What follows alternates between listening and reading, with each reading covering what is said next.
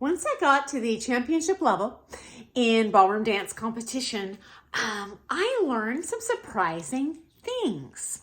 Firstly, the championship level is a bit like a high ceiling room with a whole bunch of helium balloons that rise up to the top. And there is a bit of a kind of a glass ceiling. And so when you're going up through the levels of bronze, silver, gold, etc., there's actually a lot of competitors. And they kind of get to the apex of that level and then they graduate, so to speak. So you are generally on the floor in syllabus at the lower levels, novice, even pre-champ, in a category where the other competitors are of a commensurate skill and experience level, okay? Once you arrive at that championship level, no one's graduating, so to speak, from that level. And so you're going to be on the floor with people that are quite a bit more experienced than you. And secondly, they're all continuing to improve. So you not only need to catch up to them, you need to work 10 times as hard to surpass them and kind of work your way up those ranks. So it is significantly harder to compete successfully at the championship level than going up the ranks in all the other levels. So that was super interesting. Number two, I was surprised to see, once you get to that championship level, when you see a couple retire, or more importantly, when you see a couple split up, and you think, oh, that leaves an opening for me. No, it doesn't. They multiply like rabbits, especially if you're living in the United States. The reason is, and I'm coming to you from the United States where I'm broadcasting from, there are many international top-level competitors that would jump at the chance to get that international work visa to come here. And you can also get, there's another type of visa you can get as a championship level amateur dancer to come over here. And so if you have an American who can sponsor you and say it's just one of those partnerships, one of the split is an American, they can sponsor someone to bring them in. Or if a foreign national's in a studio and their studio employer wants them to have a partner to be able to effectively market them, perform, whatever, that studio will sponsor a visa. And so when someone splits up, guys, I got news. There's two other couples that take their place. And same thing with retirees. People do retire from the championship level. Everyone has to retire. It's a career based on your body. But there's always someone chomping at the bit to come on over to the United States on a work visa and join the competitive ranks, because you do not have to be a citizen to compete for the United States, either as an amateur or as a professional championship level dancer. Okay, next up, how much you compete, how often you compete heavily impacts your marks in competition. So if you want the judges to mark you, they need to take you seriously. And they only take you seriously if you show up to a lot of comps.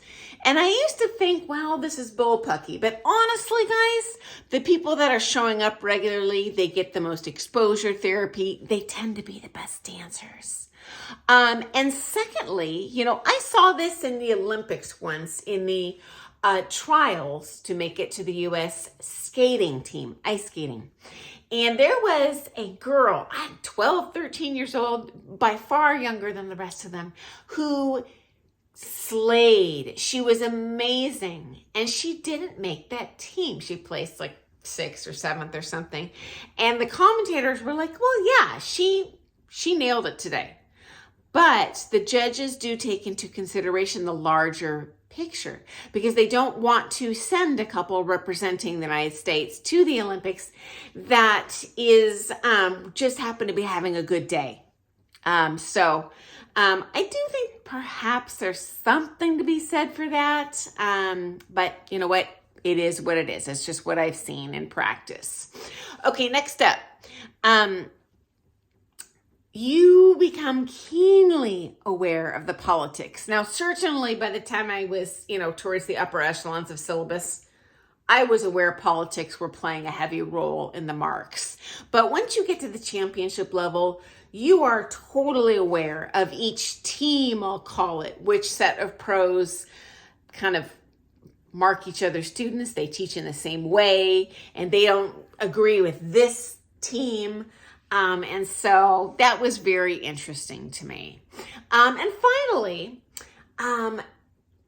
you learn at the championship level more than any other level how heavily the quality of instruction that you get, whether that is both high quality information or even if someone is not such a great teacher, the political power of that person that you're taking those privates with will insanely affect your marks. And if you aren't taking with the right people, you will not succeed. And that was a little bit sobering, but at the same time, looking back, it does make sense. There's a reason everyone's not a champion. It is a very specific skill set.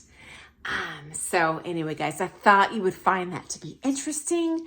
Those are things certainly that kind of shocked me that I didn't figure out till I got to champ level. So thanks for joining me today. I look forward to seeing you first thing tomorrow, sharing some more ballroom dance stories from my 40 plus years in this industry. If you have any questions that you're like, man, I'd like to ask my coach about this, but I'm paying through the nose for those lessons. I don't want to take my valuable lesson time to ask. Hey, I get it. Been there. Hey, shoot me a question. I'd be happy to answer it here. If it's a question you're maybe don't want me to share your name on my channel, I'm happy to answer that question and not use your name. You can either shoot me a private message on Facebook. I will totally maintain your confidentiality. Or feel free to comment in the YouTube comments. Just say, hey, don't use my name, but I'd love to hear the answer to this.